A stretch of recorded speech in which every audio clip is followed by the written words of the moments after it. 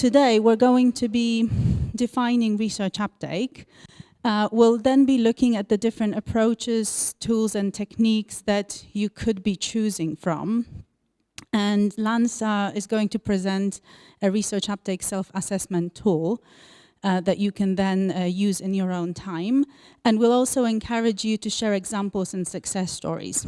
So just before we kick off, we would like you to find those papers that are on your tables. It's a little questionnaire that has a before and after section. That's basically where we invite you to reflect on what it is that you already know about research uptake. So it will take you just a couple of seconds, hopefully. Does everybody have the paper? You should have a copy per person. Yeah, so just take 20 seconds to just quickly fill it in. Yeah, first participant is there. We should have thought of some awards for the quickest person. Yeah, is everyone ready? Yeah, it looks like everyone is ready. Thank you very much for this. Hold on to your sheets, please. We are going to be revisiting them again at the end. So, what is research uptake? There is no single definition. So it's actually research uptake is a new term. It's still being defined. Different organizations call it something, define it slightly differently. So one of the common definitions is that research uptake is actually getting research into use. And that's still a very broad term. So it could be by who? No, used by who? It could be by other researchers. It could be by practitioners, policymakers, a whole range of different stakeholders. And another kind of set of key terms that we often talk about in research uptake is change. So what kind of change is your research making? You know, obviously you're not just producing your research for the sake of producing it. You want to make an impact, you want to influence, you want to bring about change. So those are some of the definitions. And there's an overlap with communications, but it's actually, it's more than that. And communications definitely supports research uptake, but it's not the same.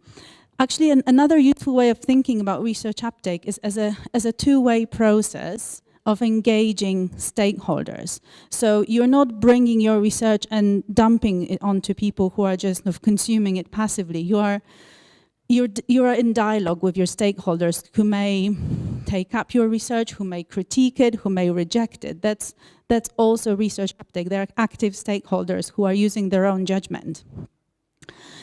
Another interesting thing that we often find about research uptake is that it's not the kind of results guaranteed or money back.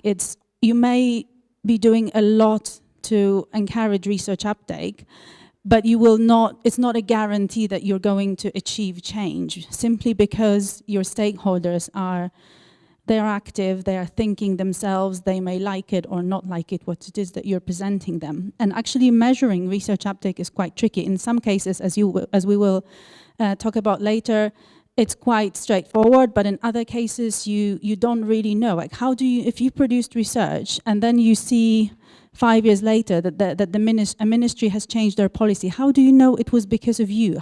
You maybe know that they read your paper, but how do you know it's because of your paper that they changed something?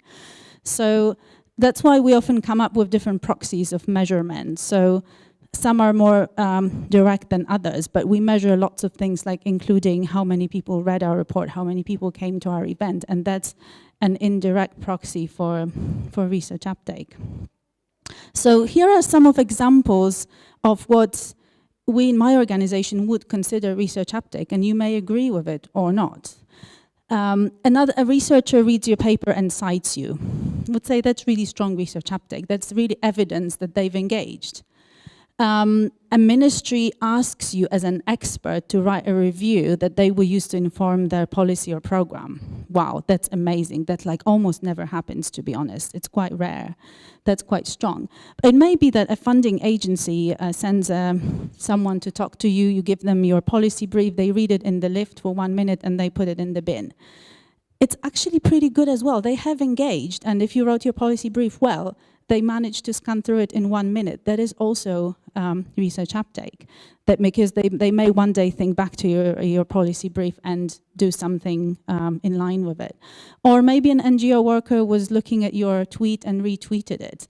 that engagement maybe lasted only 30 seconds, but it is also something that you can call research uptake. Or a journalist speaks to you and then quotes you, or maybe completely misquotes you. That is also research uptake, but that just goes to show that last example, that research uptake is a bit of a double-edged sword. It could be positive, it could be what you want, but sometimes there is an unintended effect. So you don't always fully control what it is that you're doing. So does anybody have another example of what research uptake could be? Or would anybody like to disagree with this? Is this research uptake or not? You're such a quiet audience. Yes, thank you for this. Hi, so what about cases where you do your research and you share preliminary data and some Ministry of Agriculture or Health, they say, don't publish this. This is very controversial. Is that research on uptake? Like, has there been situations like that? How do you deal with it?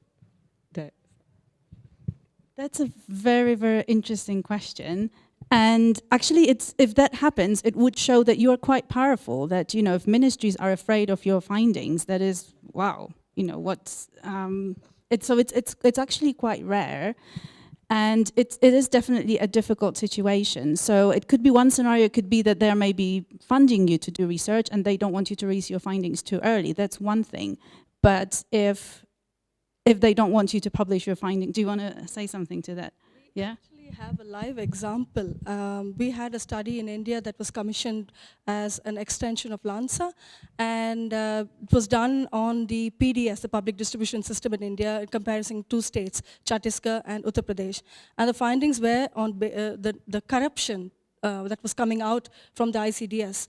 And we couldn't publish the brief, the blog, the paper. We had to wait because there were elections happening in the Uttar Pradesh state, and it's a highly ridiculous state in terms of political, controversies and the Gundaism attached to it.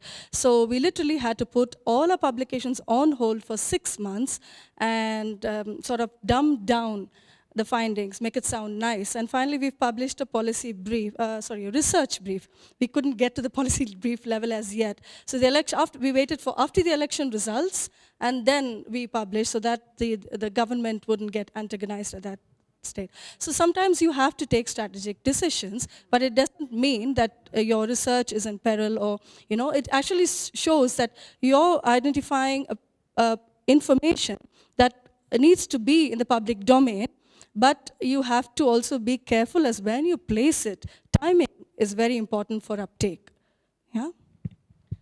Yeah, exactly. And just to add to the context, your country context in which you're operating is very, very important. So the kind of example that you've just named, in lots of countries, it would never, ever happen. It's just not how it works. While in other countries, yes. And if you may be a researcher from the US, you doing your research in a country where the government is quite kind of hands-on, and then you, as Sangeetha was saying, you play along because you want to have a good relationship, but you still try to not compromise the quality of your research and your integrity as a researcher. And oftentimes it's just a question of waiting, and then when the kind of politically sensitive time is over, then you can still go ahead. And that has happened. Actually, yeah, elections is quite a good example. That even in the UK, where I'm based, there are also some restrictions on communications of government funding programs during elections.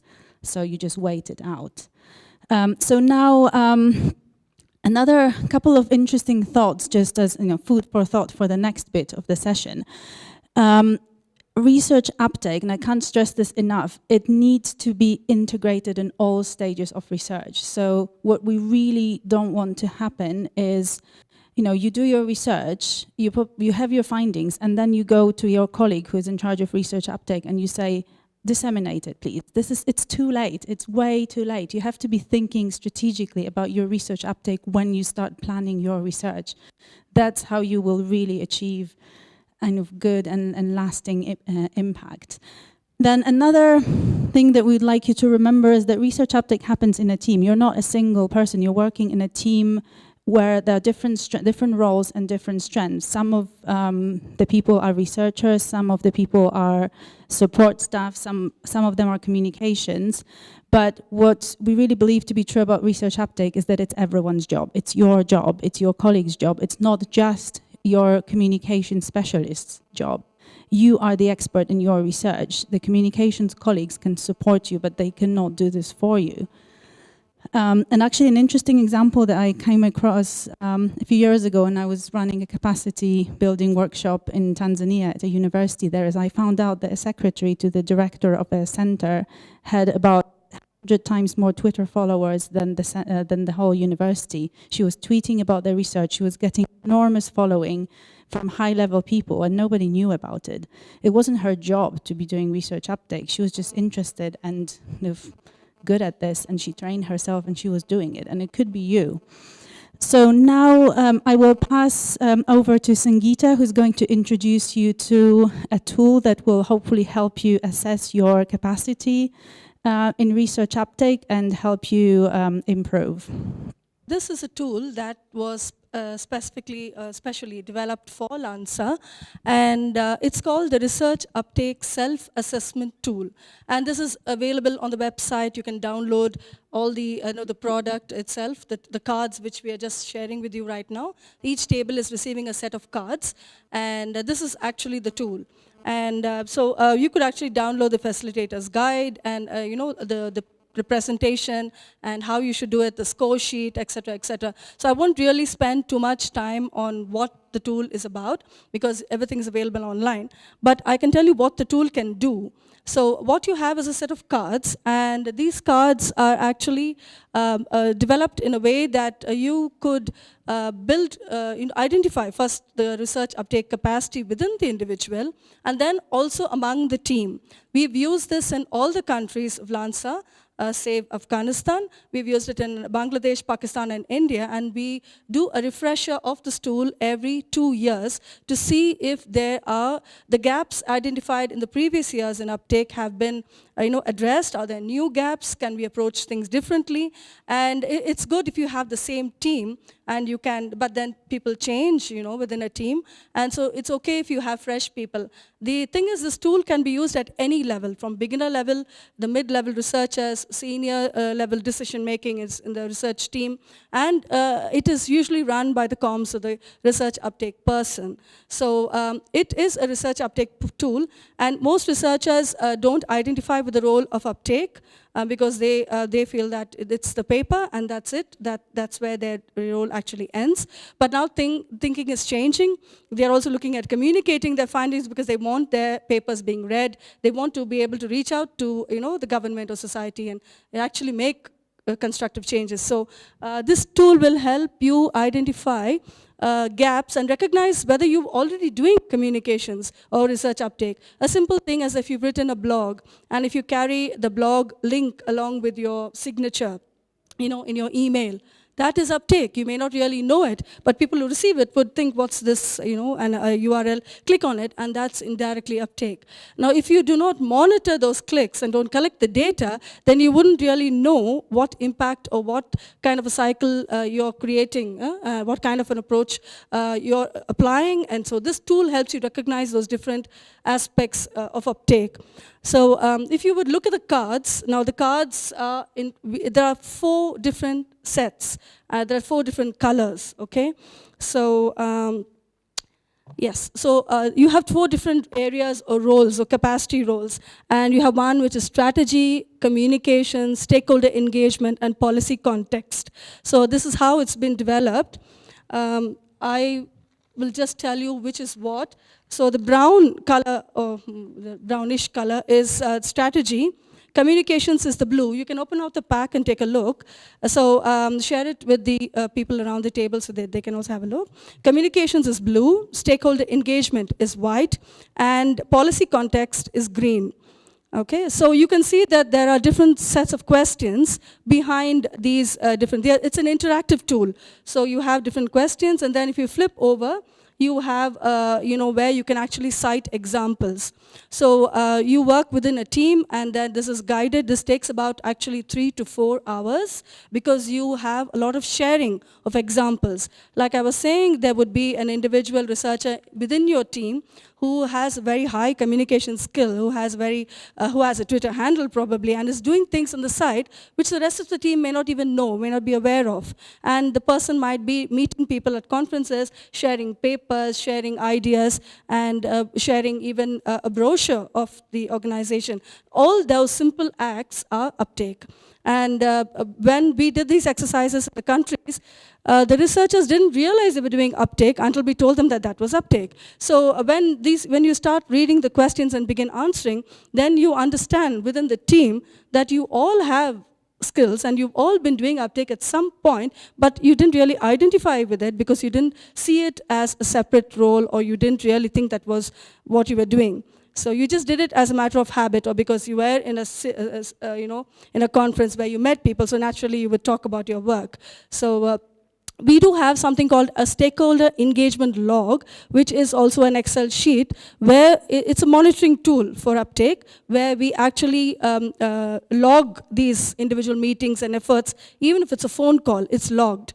So that way we get a collective understanding of what kind of uptake happens.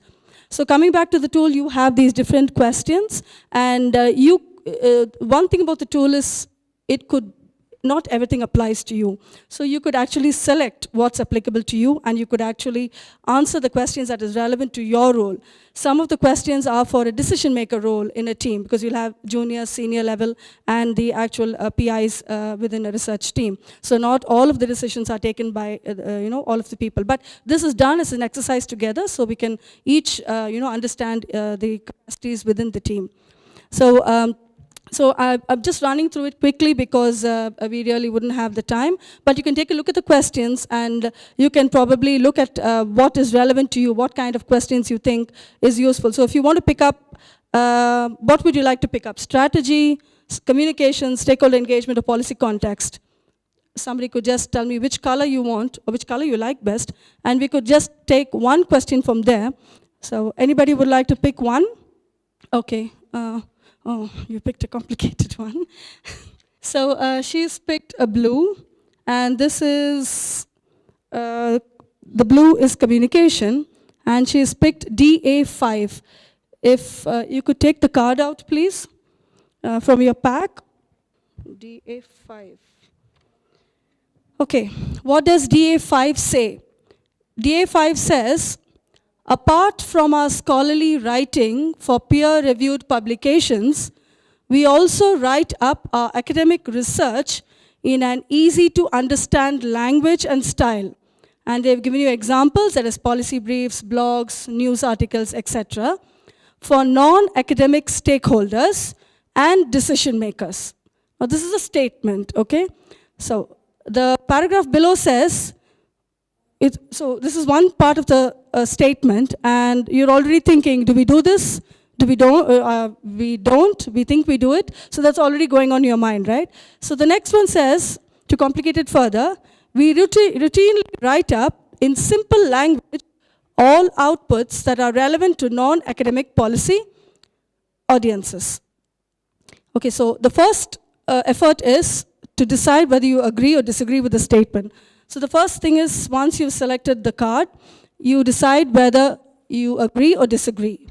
So how many would agree with this statement? So it says you do this. Do you do this? Yes, raise your hands, those who say yes. Okay. And those who say no, you have to be either yes or no. There's no maybe. It's either you do it or you don't. Okay, so that's sometimes a challenge, because you might think you do it, you might not think. So there's no space for maybe here. So if you think you don't do it, or you rather take the no. You feel that you've not really done this. So it means that you have to do a self-assessment. So you have to go back and think, have I done this for any of my papers? Have I done a little more extra effort? Or then just publish my, my academic peer-reviewed journal, and then it's kept aside and working on something else? Have I done something more to promote my work or to make my work known to different sets of audiences. So if you have yes, no, it depends. So you're doing this as a self-assessment. It's individual. Okay, I'm just sharing one pack, but actually each person gets a pack. So each person is doing a self-assessment. So once you've done this and you've got a lot of cards, so that's why it takes a couple of hours. Also, you must remember that all of the questions may not be relevant to everybody. Okay, so there are some researchers who will be doing the data collection and the data cleaning, but they wouldn't be really writing up papers. So there's a lots of difference, yes? So you only choose the cards that are applicable to your role. So that's a flexibility with this tool. You don't have to answer everything. You just do what's applicable to you, to your designation, to your role, to your responsibilities. So once you've done that, then it says, please provide examples. So you flip your card, and you are to provide at least 1 or 2 examples. So when you make some main points down, it's not you cannot write the whole example, but you jot down some points. And then these are discussed within the team. So there's interaction. So somebody says, I have not answered this, I've never done this before. Then somebody says, no, I've tried this, but this is how it is. I've managed to meet a journalist at a conference, and there's something published. But that person may not have thought it was uptake. And then they recognize now that this is uptake. And so then it becomes oh, you've done it, okay, maybe I should do the same. And then the problem only is that when researchers do a little bit of uptake, it's not monitored. It's not accounted for. So therefore you lose traction. You don't know how this sort of a cycle happens. And so what we have in Lanza is something called a simple Excel sheet, actually. It's called a stakeholder engagement log. Any form of engagement, so even a telephone call, even a blog, a news article, everything is logged. So the researchers after this, using the tool, they realized important uptake in communicating the work is, we have a periodic mail that goes out, and they send us every bit of information. We have a lot of questions that go along with the Excel sheet, and they send us this information, we log it in. So at the end of the year, they're actually surprised that they've met so many people, they've done so much of work, and they've actually spread their information around. So it's actually quite enlightening for the researcher itself, and then that is an encouragement, and they do more, and we can see this increase year after year. So we have so much data, we can't control it anymore. And so then once you've done this, then there's a sharing within the team, and once you've done this, this takes a lot of mind space, and you're actually tired once you've done this exercise. Then the communications, the uptake person gives you a break. You go out for a coffee or tea, and in the meantime, we have something, it's a score sheet. Yeah. So if you look at these numbers below, each of these have numbers, and we have a score sheet which I have not put up for you, but you can download the tool, and you can actually see how it is. You have a sample score sheet there. And the different skills from the different members are put together, and then you're invited back into the room, and then you can actually see the skill sets of all the team members. And then you can also visualize the gaps. And then the researchers, the team itself, comes up with ideas on how you could use another person's strengths to help the other researchers. So there's like an understanding of building capacity within the team. At the same time, there's also recognition that, yes, these are gaps, we need to do something about it, how do we do it? So then they strategize, they come up with a plan, a short-term plan, sometimes a long-term plan, depends on what the need is. So the researcher, the research team decides, it's not enforced. So there's a lot of buy-in at that time when they recognize it themselves that these are the efforts we need to do.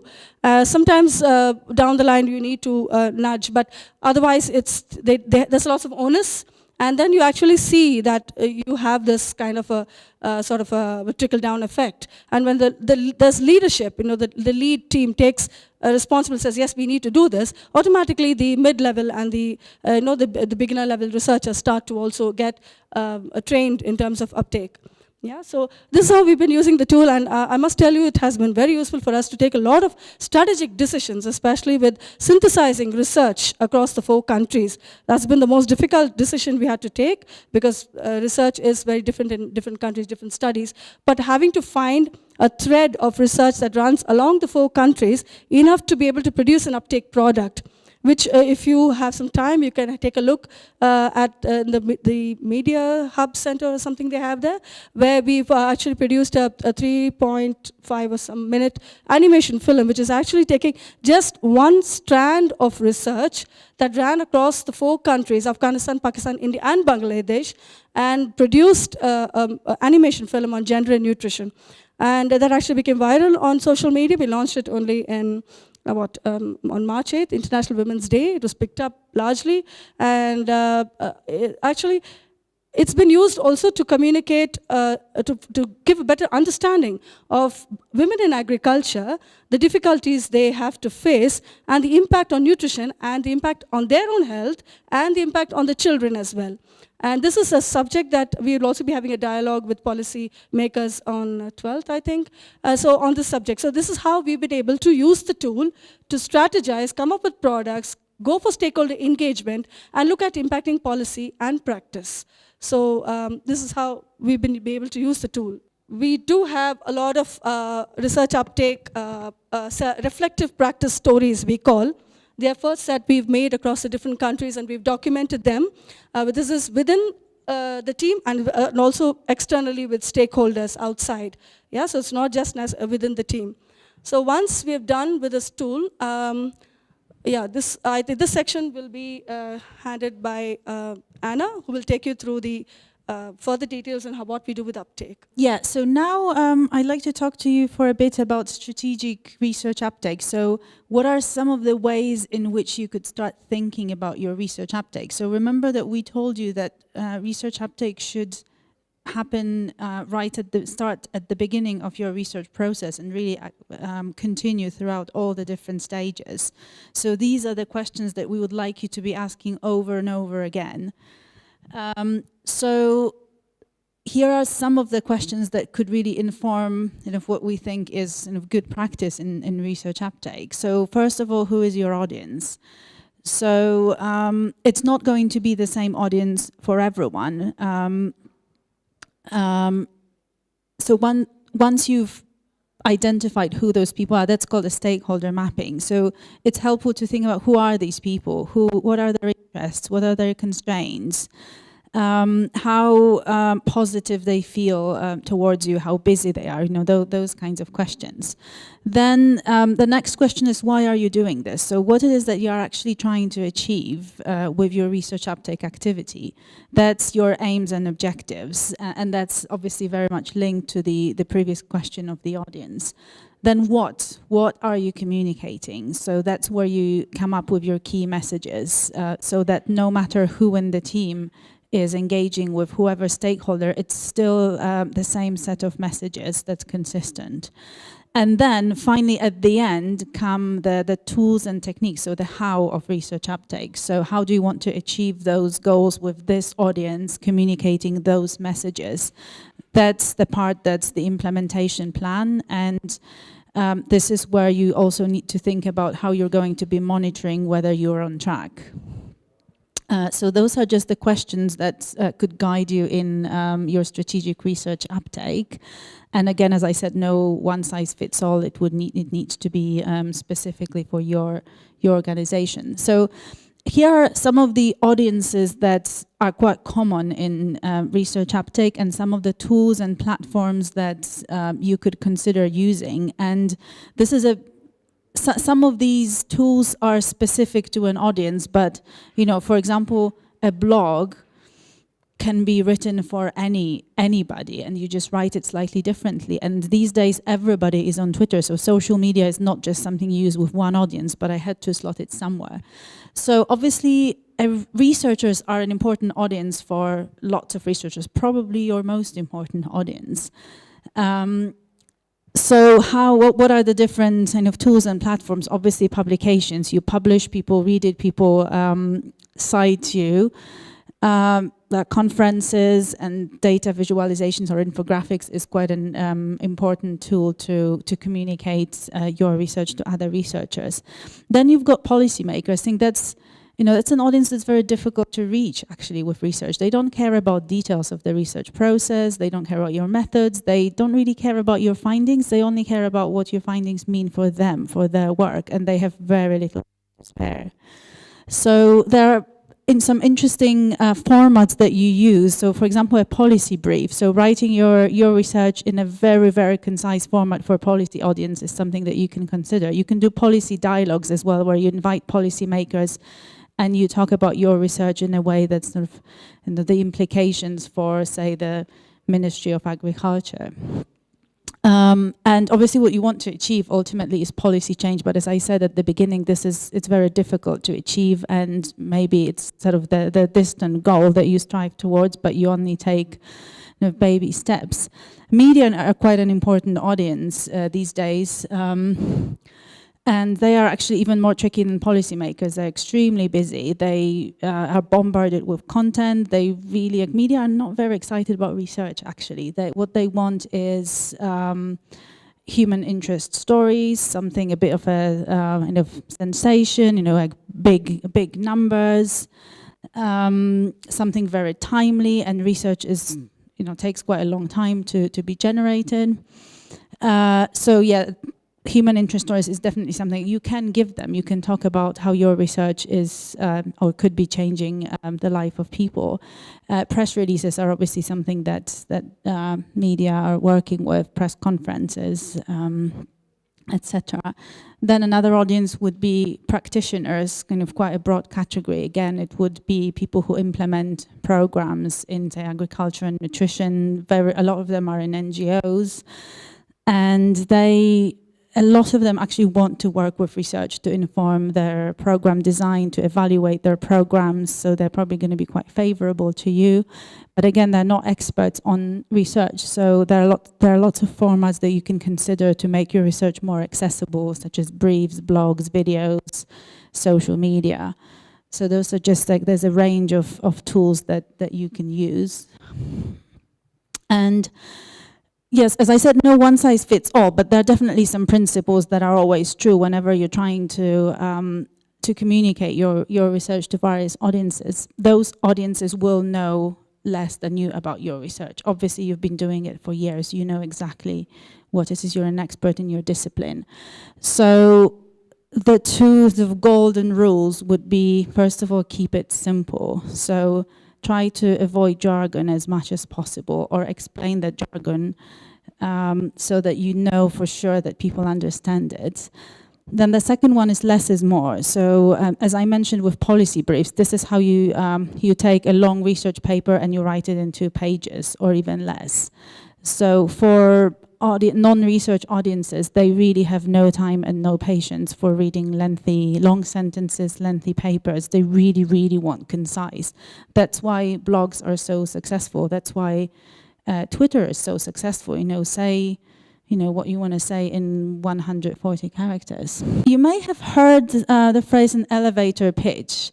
This would basically be, like, if you're a researcher, imagine that you're taking a lift from the ground floor to the 2nd floor, and you're standing next to a person who says, oh, so what do you do? What are you working on? And you have no idea about who they are, but they almost certainly are not working on the same thing as you. How would you talk to them about, say, the paper that you've just published, where you have probably about 1 minute?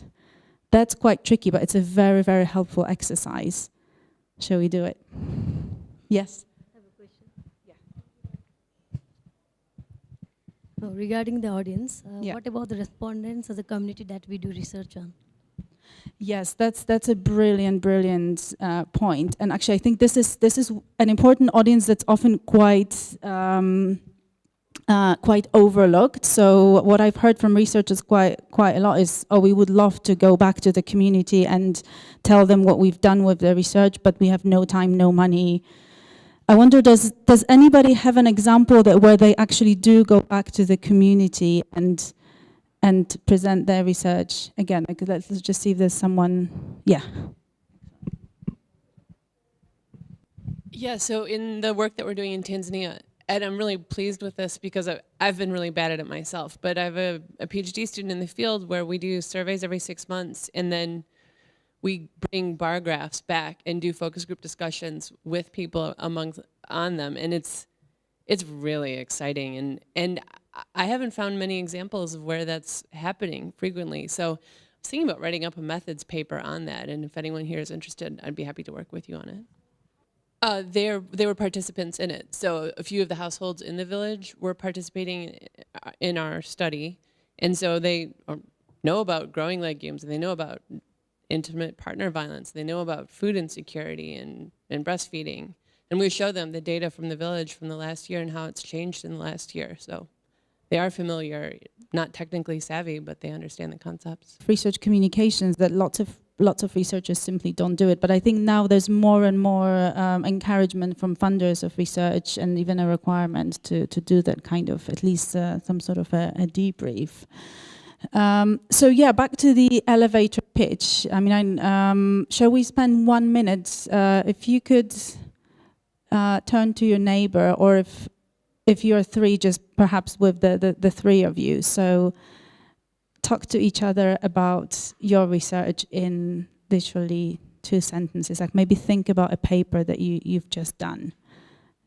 Take a few seconds to think about it and just see. It doesn't have to be perfect, just, to get you thinking, about the principles of, make it short and concise and keep it very simple.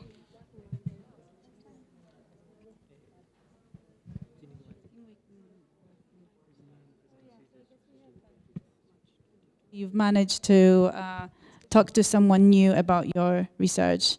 The elevator door has closed. The person cannot hear you anymore. This is it.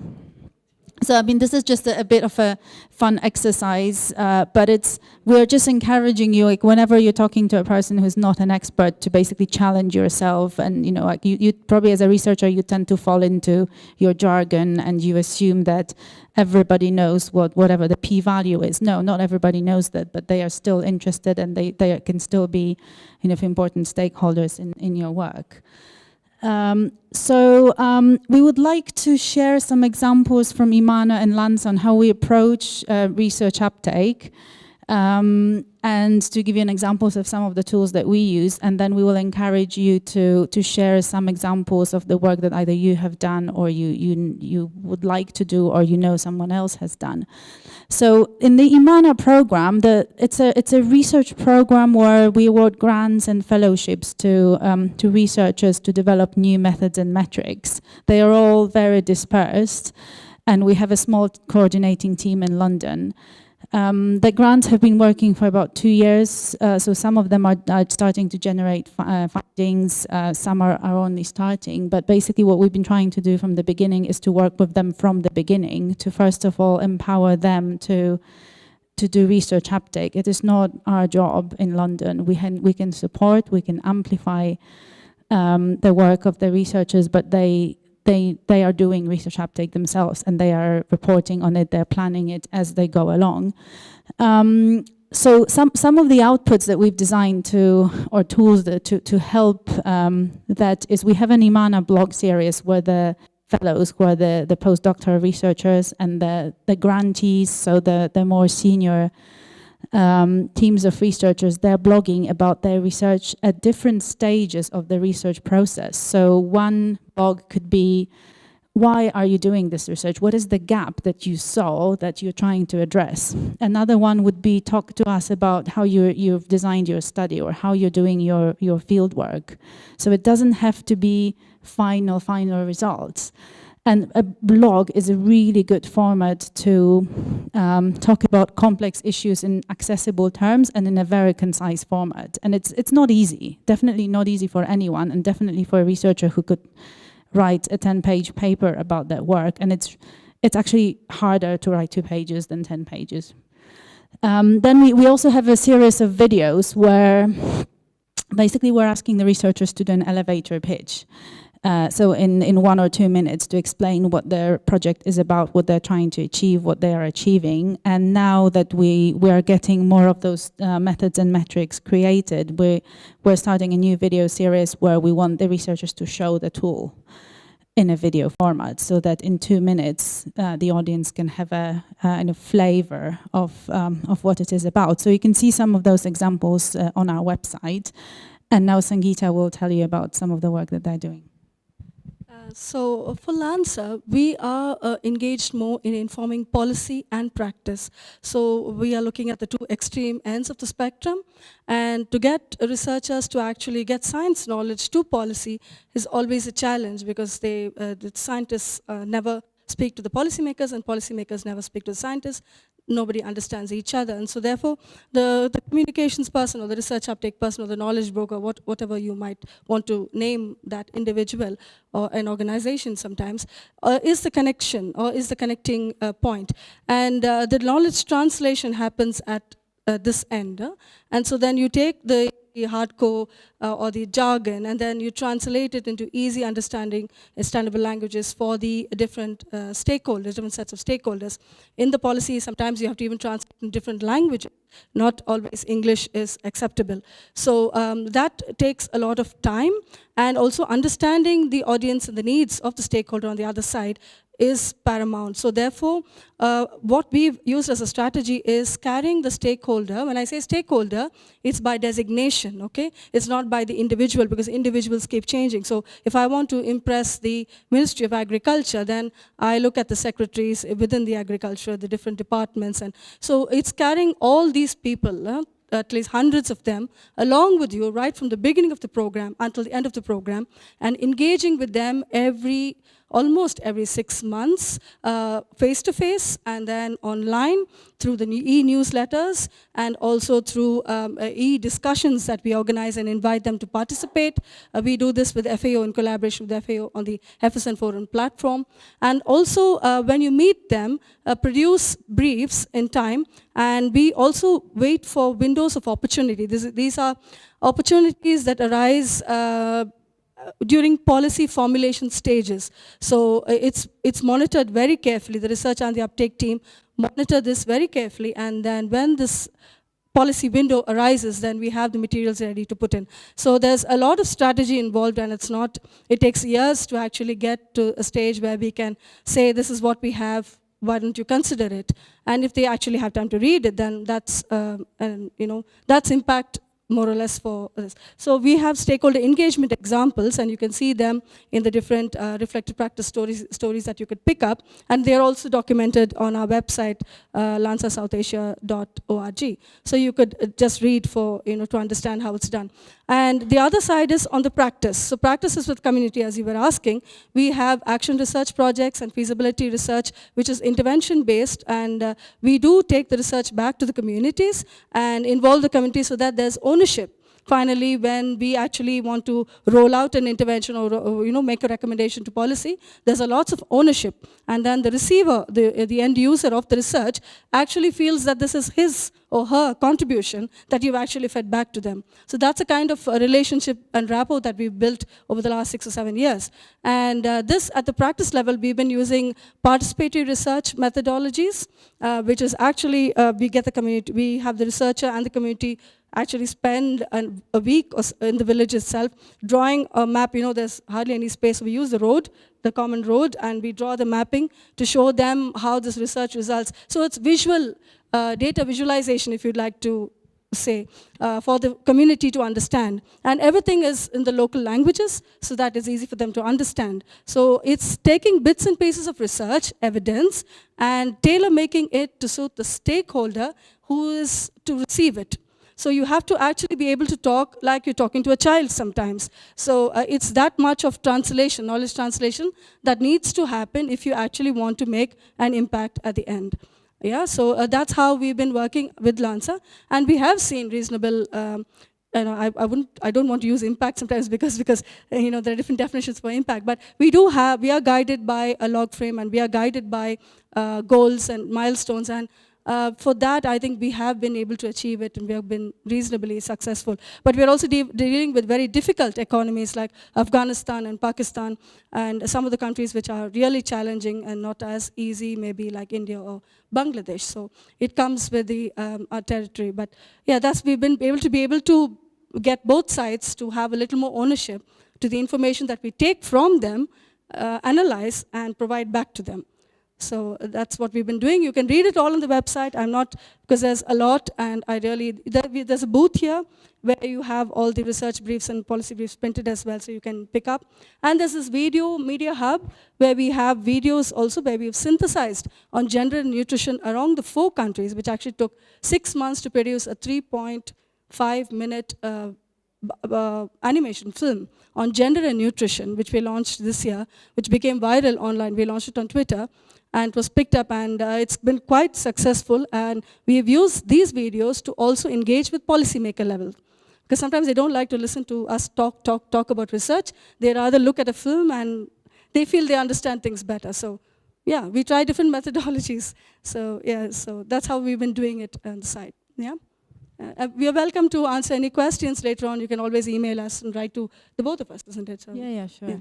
We'd like to open the floor for questions, discussion, and most of all, we'd like you to talk to us about what you do in research uptake as an individual or as an organization. Do you have maybe a success story, or do you have a failure story, or something that you would like to do better? Let's just, it's a learning community, so let's just talk to each other and share some of our thoughts. I know a little bit about writing scientific publications, and I'm learning about blogs, and I even joined Instagram. But policy briefs are something I don't at all know how to write, and I wondered if you had guidance or if there were any how-tos for that. So, I mean, it's in a few minutes, it's kind of difficult to obviously teach someone how to write a policy brief, but you can. There are lots of resources out there, and I know that there are templates that you can use that are out there online, and you can use examples. So, for example, here you have, I think IDS, the Institute of Development Studies. This organization here, I know that they have quite a lot of examples that you can basically take as a template as well. So because one thing I would say about policy brief is that first of all, it needs to be very concise, but also the text needs to be broken down in kind of easily identifiable and scannable sections. So you would have your executive summary, then you have a paragraph on the background, you would have so basically that would be the statement of the problem, then briefly where and how you're doing the research, and then briefly your findings. And a section that you often find in a policy brief would be implications for policy, which it's actually really difficult to write, and it's because, how are you supposed to know as a researcher what implications it has? But it does push you a bit out of your comfort zone. So, yeah. Okay. In LANSA, what we've done is we've actually asked the policymaker how he wants to receive the information. That's the first way to begin, yeah? And while you might do your research, having a research question, and you do have a research agenda funded by XYZ, you want to... today all donors want you to have some impact on policy. So while you're doing your research, you also need to engage with either you do the policy analysis that you want to impact, or engage a consultant to do the analysis. And once you have the analysis, and once you have your research findings, you'll have to look at gaps in the policy that actually your findings could, sort of contribute to. So you have to begin your research itself with a policy idea in mind. And today, any donor would want that. So if you want, in terms of drafting a policy brief, we have used this. See, basically what the guy sitting at the policy level wants to see is, what policies do you want to impact? Right up top. He doesn't even have time to read these 4 pages, believe me. He just wants to see it all in boxes.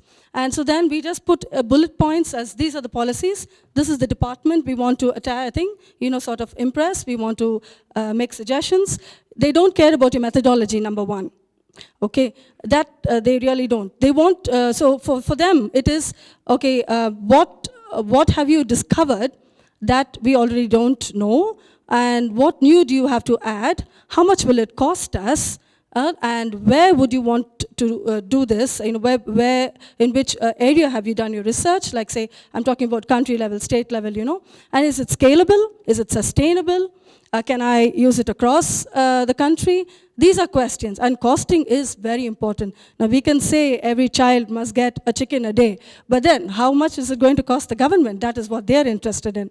So and you must also understand that policy is interdisciplinary, and sometimes our research is not. So therefore, you should be able to tie up with other research in your field. So refer further reading sections with other research, relevant either within your group of researchers or relevant other researchers, or even larger reports like FAO, WHO. When you refer to larger reports and place your findings within that section for the policy maker, it's useful. So we've used a simple thing. We've had the first, so we've done it based on themes, okay? We've not targeted departments because it's all interdisciplinary, and decision making is so, different at national and state level policies for the country that we work in. So we've had the policies and programs we want to impact on the top, and then we've done a policy analysis which actually details the current policy scenario. Then we've actually had the, what we have, in a nutshell, what we've done. What is the evidence we have? It has to be factual, cross-referenced with the actual scientific research papers. Yeah, we've used blogs as references, we've used films or anything like that, which could also carry some information. And then we made recommendations to policy, which are simple, clear, but when we presented this, I must say, the feedback we got is, would you also give us a budget? And frankly, that's beyond the purview of a research organization. So we didn't know what to do next. Now, this is all we could do as researchers, and for research uptake as well. We couldn't go to the extent of actually producing budgets now. So yeah, so we have to know where to draw the line. But at the same time, if you keep producing these and sort of giving it to them at every opportunity, they have to take notice, and they have taken notice in several cases, but you would never get attribution. So that's also something that you should remember. Thanks, Sangeetha. So I just want to give you an example, a specific example from that LANSA brief. So there is a section called Recommendations for Policy, and let me just read out one sentence to you. So it says, women are engaged in agriculture, livestock, fisheries, forestry, and allied activities, and they need to be recognized as farmers. This is pretty clear, pretty strong. It's a fact. There is a recommendation. You need to recognize them as farmers. But if most of you, many of you are researchers, when you think about how much research went into that one sentence, you obviously have numbers. You probably have exact numbers on how and in what capacity and how many hours women are involved in a particular sector. But for policy purposes, it just boils down to that one sentence. And you have a nice picture where it's women in a rice field in India, in Tamil Nadu. So that's your human interest. And obviously you have a lot more content, but this is the kind of stuff that the policymaker would be interested in. And actually, just to add something to what Sangeetha said, that policy is often interdisciplinary, but research is. So actually in some of my experience is actually the opposite. So we were recently in a different program. I was working on a policy brief for a project on the links between malaria and cognitive development of children. So we wrote a policy brief for the Ministry of Agriculture and the Ministry of Education, of Health, not Agriculture, Ministry of Health and Ministry of Education. We wanted to bring them together. And they said, no, we're not interested. So we did 2 series of policy briefs, one for the educators, one for the health people, which is a shame. But you know, if you want to get your content across, you need to think again back to your audiences. So do we have the time? I see our... Yeah, Joe, are we done or one more question? No, sorry, the ding dong is here. Thank you very much, everyone, and we invite you to come and see us at the booths. Oh, and yes, sorry, please spend 10 seconds fill in your after column in your feedback forms, and thank you very much.